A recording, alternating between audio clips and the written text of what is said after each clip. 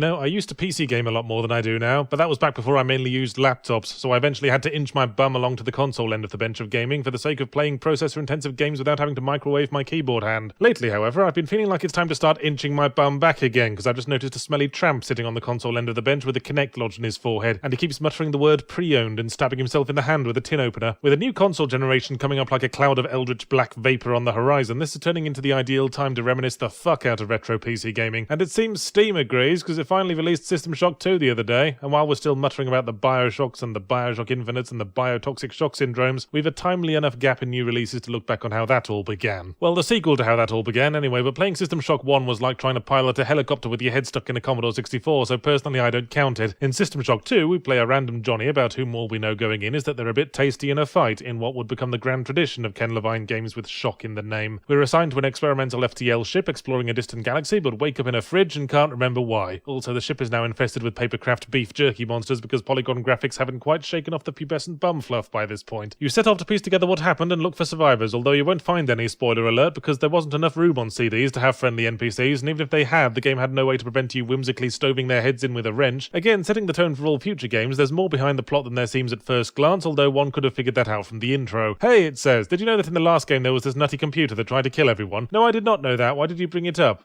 No reason. Here's a totally unrelated plot. Also, try not to look at the box art. So the adventure begins, and then stops again 2 seconds later when you realise you need to rebind the controls. A and D to turn rather than strafe, X to backpedal. Are you taking the fucking piss? It's lucky the game was never ported to a console. You'd probably have to walk forward by licking the shoulder buttons. Then again, you can't port System Shock 2 to a console until someone invents a gamepad with mouse control and more buttons than a microwave in an arts and crafts shop. It's very much steeped in the PC gaming attitude. You either memorise about 10 million keyboard shortcuts or switch to a mouse interface that attempts to simultaneously convey more information than a fucking textbook on visual design. You've got your inventory, your equips, your nanites, your cyber modules, your weapon setting, your ammo selector, your logs, your map, your research, your stats, your skills, your goals, your hopes, your dreams, your secret racist opinions, and your teeth getting knocked out by a mutant with a lead pipe, who you didn't see coming because your vision was covered in bollocks like a monetized YouTube video and you were playing Minesweeper. So you can see how Bioshock was perceived to have dumbed the gameplay down a bit, but in all fairness it had a pretty long way to come down. If a plane adjusts its height from 40,000 to 39,000 feet, the houses on the ground below don't get evacuated quite yet. The thing about System Shock 2 I've found is that I know a lot of people who've played it and have fond memories of it, but virtually none of them could claim to have actually finished it. It's the kind of RPG where you can't fucking blow your nose until you've sunk 8 points into nose blowing, but also some points into research because you can only use the snotty hanky once it's been analysed with the correct chemicals. So you have to be very careful about where you put your experience points, because you'll be about 3/4 of the way through the game before you get to spin the wheel of arbitrary success and find out if you've been allocating your points sensibly all along. Oh no, looks like you sunk all your points into scratching your bum to get past the itchy trousers section, but they'll never show up again and all the enemies from now on are only weak to nose blowing. Better luck next time. Still, it makes for a rare kind of tension. Yeah, doing the pipe wrench dance with the security robot's kinda hard, but with quick saves and resurrection booths, it's more of a wheelchair ramp than a stumbling block. The real tension lies in knowing that these points are never coming back once you've spent them. Oh, the paralysing agony when an extra point in endurance sounds lovely, but if you just held out a bit longer, you could get that one sigh ability that makes alarms time out faster. Wait, what the fuck do you want that for, you idiot? You might as well put all your points into scrotum size and try to bounce your way to victory. Not that the rest of the game isn't tense, with all the creeping down dark hallways, taking gambles on when it is and isn't safe to pop your little cyber hood and piddle about with your interface, or listen to one of those audio logs that were all voice acted by whoever happened to be hanging around the office that day, who could just about speak without banging their heads on the floor. No sound is more unnerving than the bleep of a security camera spotting you. Snap decision, either jump back into cover or draw your melee weapon and try to running jump smash the fucking thing before the alarm goes off, optionally while screaming Banzai! So it's a very tense game with very good sound design, at least it does once you've turned off that fucking techno music, but isn't that the beauty of PC games? If something pisses you off, you can change it or turn it off, or at the very least mod it out. For example, if you think it's a shame the female nurses didn't get their tits out after having their bodies unspeakably violated by forced cyber augmentation, then you'll be pleased to hear that someone created a mod to address that issue. And of course, another someone modded in co-op gameplay at one point, which has happily been included with the Steam release. Of course, I would have been even happier if we could have gotten out of the first room without crashing to desktop. You know, the more of this review I write, the more I wonder why I like System Shock 2 so much. I suppose it's because for all the fiddliness and goddamn double fuck patty on a sesame seed bun weapon degradation, and those weird dark engine physics that feel like you're walking around with your feet trapped in bowling balls, it's a game of dizzying depth in both gameplay and writing. I could spend hours reading the flavor text on all the inventory items until a suicide robot comes up and repaints a bulkhead with me, but I would die content with the knowledge that they'll write something interesting on my tombstone.